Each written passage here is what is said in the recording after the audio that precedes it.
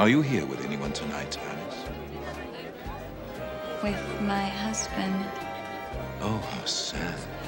Eyes Wide Shut opens on an image that captures what this film is all about. To the spying viewer, this is clearly an erotic image. Yet to the woman's husband, who's theoretically the person observing this view, the sight is mundane. And that's signaled in the quick, casual nature of the shot. Everything that follows in this story of the woman, Nicole Kidman's Alice, and her spouse, Tom Cruise's Bill, elaborates on the ideas embodied in that opening image. The focus of Eyes Wide Shut is the scary connection between the erotic and the anonymous. It explores the role that fantasies of strangers play in our sex lives. And it suggests that married people are ultimately also strangers to each other. Stanley Kubrick's final film was one of his rare box office successes, but it's among his more underrated works. And that's perhaps because on first viewing, it's a little difficult to put your finger on exactly what it's saying. If you revisit the film though, and now is a perfect time to do that for its 20th anniversary, Eyes Wide Shut is powerfully terrifying. It takes Kubrick's trademark skill for putting human nature under a microscope and does that very close to home, peering without bias at the lies that underlie any marriage. Don't you think one of the charms of marriage is that it makes deception a necessity for both parties? The film asks whether our safe, happy, normal lives require us to, essentially, keep our eyes wide shut. To sleepwalk and dream, wearing a mask that helps us ignore our raging, roaring ocean of feelings, lest they overwhelm us if given the chance. As soon as you were gone, it was completely different. I felt wonderful.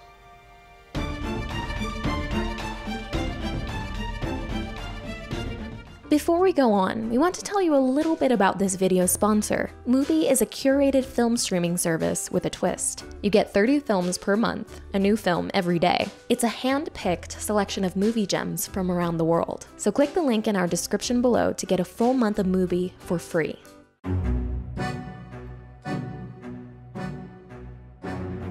The film begins with a couple getting ready for a Christmas party. Their good looks, vast apartment, and interactions with the babysitters signal these two have it all. I'll hold our cab for you tonight to take you home. Thanks, Dr. Harford. Yet almost the first thing of substance we're really told is that Bill is sleepwalking, with his eyes wide shut. How do I look?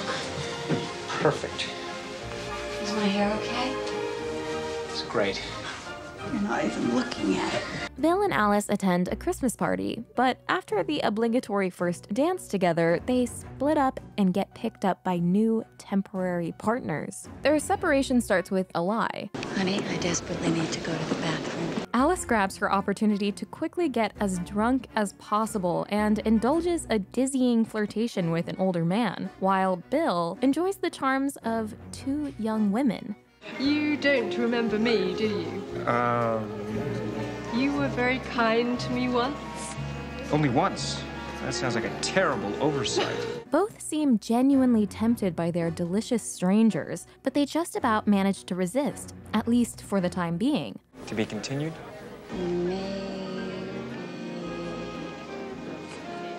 not just now. Then they go home and get down to business while we hear the lyrics. Baby did a bad, bad thing.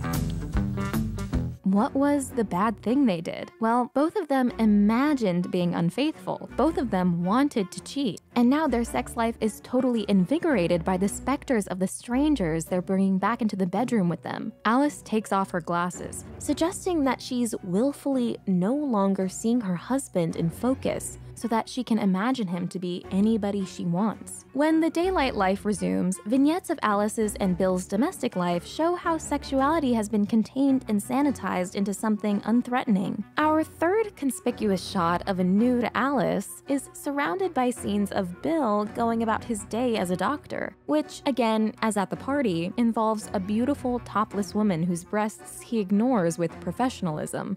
So when you're feeling tits, it's nothing more than just your professionalism. Is that what you're saying?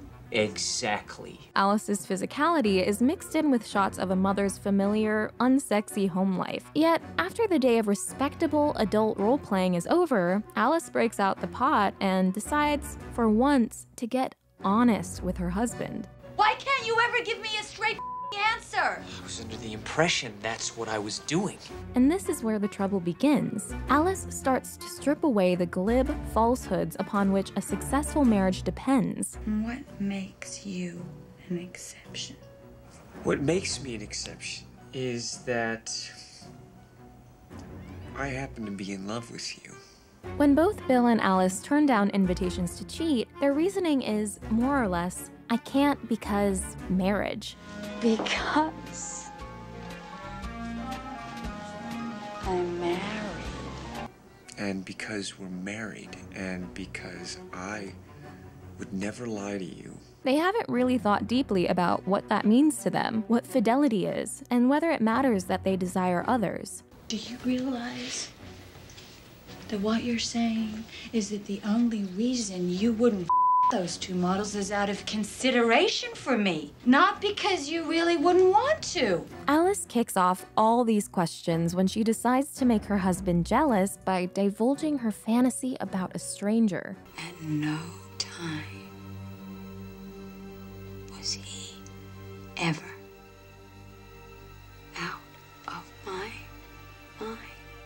Later, the climactic orgy scene full of masked figures encapsulates the connection between anonymity and sex drive. Yet this uninhibited, impersonal sexual urge is dangerous, and the orgy scene is infused with peril. You are in great danger. As Lee Siegel wrote for Harper's, the risk is that if we surrender ourselves absolutely to our anonymous animal side, we slide helplessly towards death, the absolute anonymity. Whenever Alice and Bill don't act on their naked desires, they feel relieved. I realized he was gone.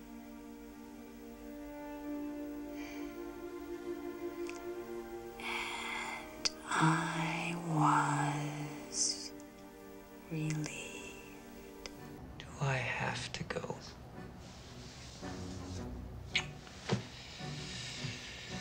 I think I do. What we're seeing in this movie is that the Hartfords, and all couples, veer between two poles. On one end is sex without intimacy, and it's kind of terrible, a sinister means of enslaving and abusing others. On the other end is total intimacy, which can breed boredom and snuff out lust altogether. The challenge of marriage is to somehow navigate these two extremes of mysterious, erotic danger and comfortable, knowing familiarity to find that ideal of sex with love. Earlier, Alice makes the curious observation that while fantasizing about her stranger, she felt even more tender love for her husband. You were dearer to me than ever. So Kubrick raises the possibility that maybe this duality of the erotic and the mundane actually works somehow. What if fantasies of strangers from time to time might just be beneficial for a marriage? There's even a suggestion that on some level, the stranger we're fantasizing about is our partner. Someone you know? We just have to think of them as this mystery in order to remember the excitement we once had for them. By the end, Alice and Bill feel as if they've dodged a bullet. Grateful that we've managed to survive through all of our adventures. The film indicates in various ways that they came very close to a ruin they've miraculously escaped. Because it could cost me my life. And possibly yours. She got the results of a blood test this morning, and it was HIV positive. But on the deepest level, the disaster they averted was really infidelity. Despite very much wanting to, and seriously considering it, neither partner actually sleeps with someone else. The secret society's password is Fidelio, a reference to Beethoven's only opera, which is about a faithful wife. It's the name of a Beethoven opera, isn't it? When Mandy sacrifices herself for Bill during the ritual, I am ready to redeem him. And we hear that this has sealed her fate. When a promise has been made here, there is no turning back. The concept of the choice that can't be undone might make us think of an act of infidelity. Once fidelity is violated, it can never be restored. Doubles and mirrors recur throughout this film. It doesn't feel like an accident that Alice bears the name of the character who goes through the looking glass. And Bill and Alice are mirrored by other couples in the film. When they walk into the Christmas party and greet their hosts, the Zieglers, the pairs perfectly reflect each other in the shot. The Zieglers are a richer, more powerful version of our couple, representing the class and status aspect of their lives. A little later, we meet Marion and Carl. In this pair, the man wears glasses instead of the female, but they have the same hair colors and vaguely similar looks. Marion has fallen desperately in love with Bill, someone who looks just like her husband, but is vastly more exciting precisely because he's not her husband. I love you. We barely know each other. There may be an element of autobiography in this film for Kubrick. He used the furniture from his apartment with his wife to create the interior of the Hartfords' home. And he added a dose of real life by casting Kidman and Cruise, who in 1999 were not only two of the world's hottest movie stars, they were a real-life couple with a private life viewers were dying to know more about. Given Kidman's and Cruise's eventual separation, there was something prophetic in this film's message that the private truth is never as it appears, and might shock us both for its depravity and for its banality.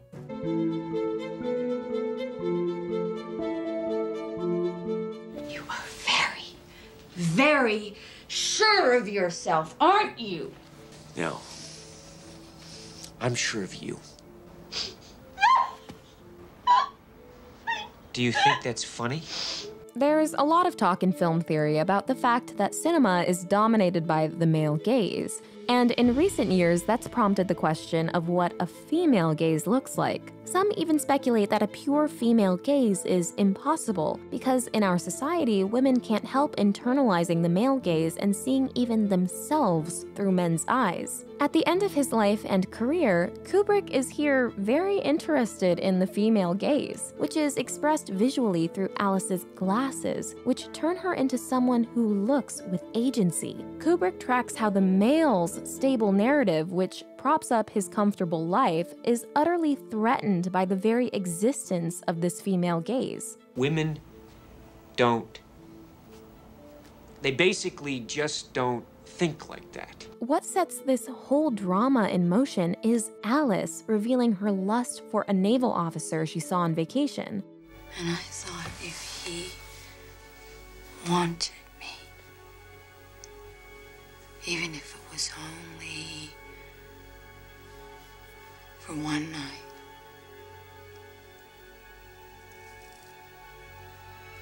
I was ready to give up everything. She shatters Bill's assumption that because she's a woman, she's less interested in sex and doesn't actually want to be unfaithful, whereas a man naturally has desires that he suppresses. Men have to stick it in every place they can, but for women it is just about security and commitment and what else. A little oversimplified, Alice, but yes, something like that. The film, like Kubrick's 2001, takes inspiration from The Odyssey, Homer's epic about Odysseus' journey back to his loyal wife Penelope, who is besieged by suitors. As Siegel writes, quote, "Just as every enchantress Odysseus meets on his voyage home is an echo of his thraldom to Penelope, every woman Bill meets is a version of Alice. The question of Penelope's unbesmirched virtue, of whether she gave in to her suitors, or wanted to, haunts Odysseus and Bill, and really, it seems, men in general." En sachant Pénélope fidèle, Ulysse lui a dit d'être aimable avec les prétendants. Alors, je pense qu'à ce moment-là, Pénélope, qui, dans le fond, c'est une femme simple, elle s'est mise à le mépriser. The female's desire and the male's inability to possess or contain it is the central anxiety and crisis of the movie. If you men only knew. What's subtly revolutionary about this film is that it's telling men, your wife has the same feelings and fantasies and temptations as you. All of these perverse, dark, difficult human impulses are universal. Yet a man like Bill can't handle this. The erotic femininity she exudes as she describes her true feelings strikes him as confrontational. Relax, Alice. This pot is making you aggressive. And the desperate, long adventure he goes on in search of a sexual thrill is ultimately just an attempt to live up to Alice's fantasy. I was other men. So many. I don't know how many I was with.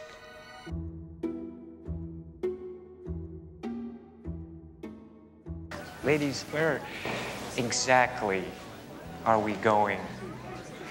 Exactly. Where the rainbow ends.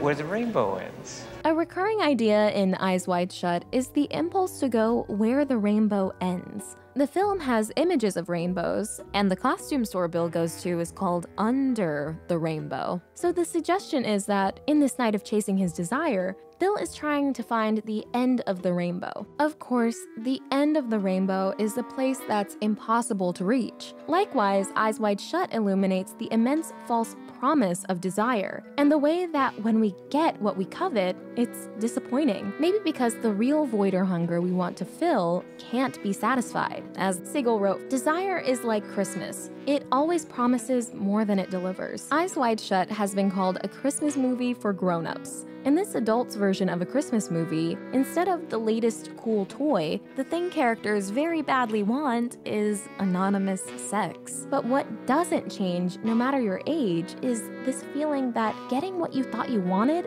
doesn't make you happy. Notably, the secret ritual gathering is lacking a Christmas tree. While the rest of the film is dominated by Christmas tree lights everywhere Bill goes, while the lovely, glittering illusion exists elsewhere, there, the cold, hard truth is undecorated. She was a hooker.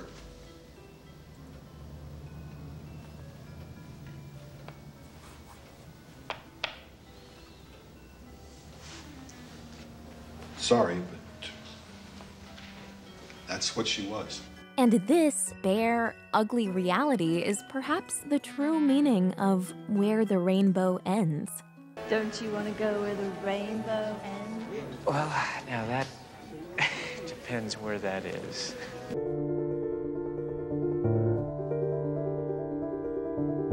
You've been way out of your depth. Bill and Alice may strike us as a pretty upper-class couple, but they're small fish at the outer edges of a ruling class that's operating in the shadows of this society.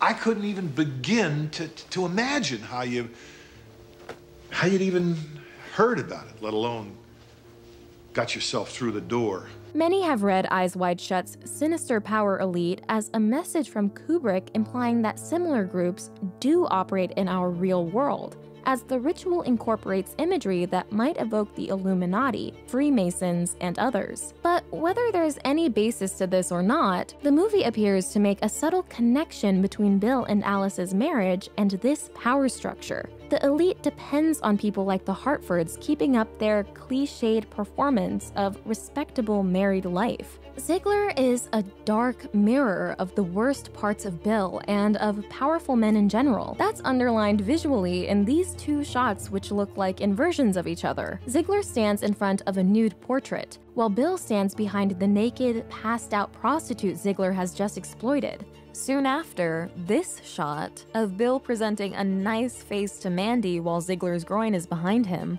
expresses the idea that Bill's pleasant manners paper over and legitimize the baser urges that drive Ziegler and his ruling class. It's okay, I'm a doctor.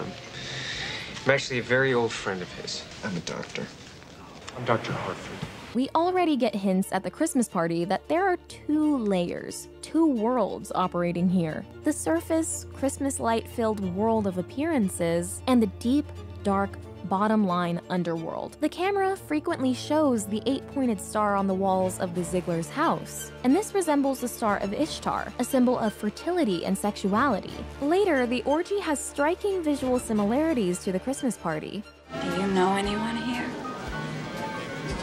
Not a soul.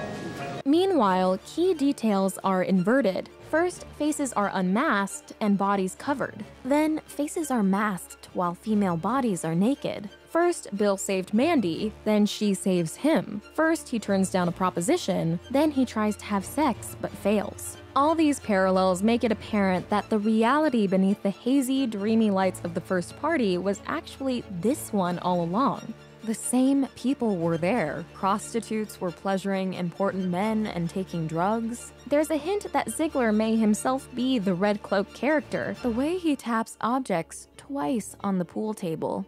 That was just, Echoes the way Red Cloak taps his staff.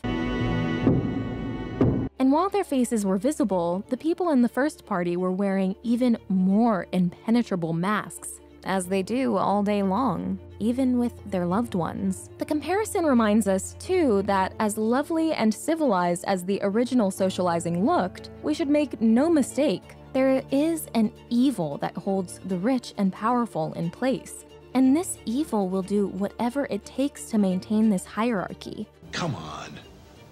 It was always going to be just a matter of time with her. What makes the men truly powerful is that they get to be invisible, to do whatever they want, unseen, with impunity. I'm not going to tell you their names, but if I did, I don't think you'd sleep so well.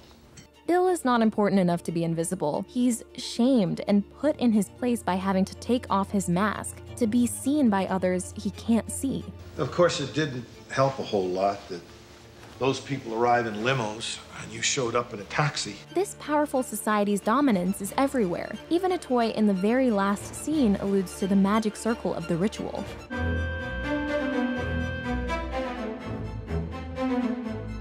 It's only a dream.